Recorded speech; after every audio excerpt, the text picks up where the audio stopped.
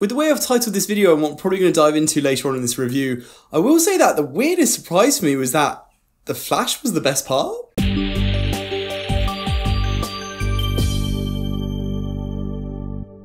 The Flash. After a long, messy road of production, we finally have the release of a Flash-focused story. In an attempt to save his mother from death and father from prison, Barry Allen uses his ability to run faster than the speed of light to go back in time and redo the wrongs. In doing so, he messes with the universe so there's no metahumans, and must now fight to stop the Man of Steel nemesis, General Zod, from destroying the world, with a little bit of help on the way. Before we dive into this, it's probably worth addressing the elephant in the room, I guess, and that is Ezra Miller. I haven't really dived deep enough into their personal life to know what the fuck they've been doing over the past couple of years. It seems like they kind of went completely unhinged, and I can understand the want for recast, but I can also understand why they didn't, as they are just essential to the movie. Twice, there's literally two of them. It would have been just way too expensive. Apparently they're seeking professional help now, but I just do not and will not know everything about this. So I'm personally very much trying to separate the character and the performance of Barry Allen away from the person of Ezra Miller themselves. If you refuse to watch the film to object against the wrongdoings of that person, there is absolutely nothing wrong with that, I get that.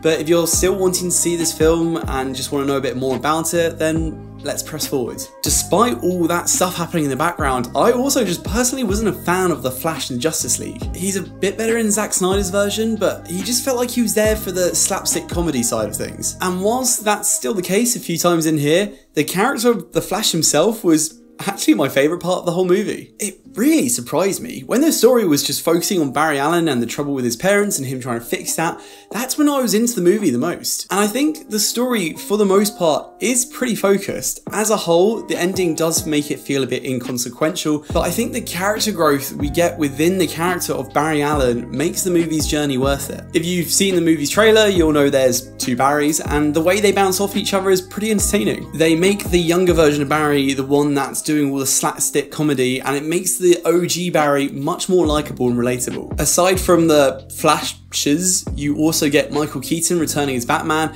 as well as Sasha Calle as Supergirl. Michael Keaton just looked like he was having a lot of fun with this. His Batman was just kicking so much ass, and it was just great to see him back. It really did get me a smile on my face. He made a great addition to the plot, but also kind of revived that story a little bit when he entered. And we also get the return of Danny Elfman's score, and it's just used at the right times. It just gives you them feels, you know? Plus, we also got the return of Ben Affleck and Jeremy Irons too. It was really great to see them both on screen again, and it just makes me wish even more that we got a solo movie for those two. Supergirl, on the other hand, I just really wasn't feeling. Not to the fault of Sasha Calle, I think it was just the way the character was written. Always very bland and unemotive, and it was very contrasting when she's up next to big personalities like Bruce Wayne and Barry Allen. And if that was all I was to take away from the film, and just to stop this review here, I would probably summarise it by saying it was really good and probably up there with one of DC's better films. But there's also one other big thing that I think really hurts this movie. Christ, the CG was just all over the fucking place. Thankfully, not all of it. Any scenes involving double Ezra Miller, thankfully, always looked really decent. The face swapping of the body double and the merging of his two roles onto one screen never looked out of place. Also, just thank God, might I add, otherwise this movie would literally be unwatchable. But I would say that 50 to 60% of this film's action scenes felt very unfinished. And I get it, The Flash was always going to be this rich, CG intensive film, always showing the world in slow motion. But we've seen it done before. X-Men's shown us already how good it can look. There's an opening scene with some babies, incredibly off-putting. Anytime there was basically slow motion is where the movie hurt, so thankfully you never noticed it with Batman or Supergirl's action scenes, but every time the Flash was on doing his action stuff, that's when it was the most annoying. I read that the look was intentional, according to director Andy Muschietti, with the whole world going slow motion and being distorted, etc. But I just don't buy it. There was plenty of times in this film where it just looked like a late PS3, early PS4 game, and this had a budget of $200 million.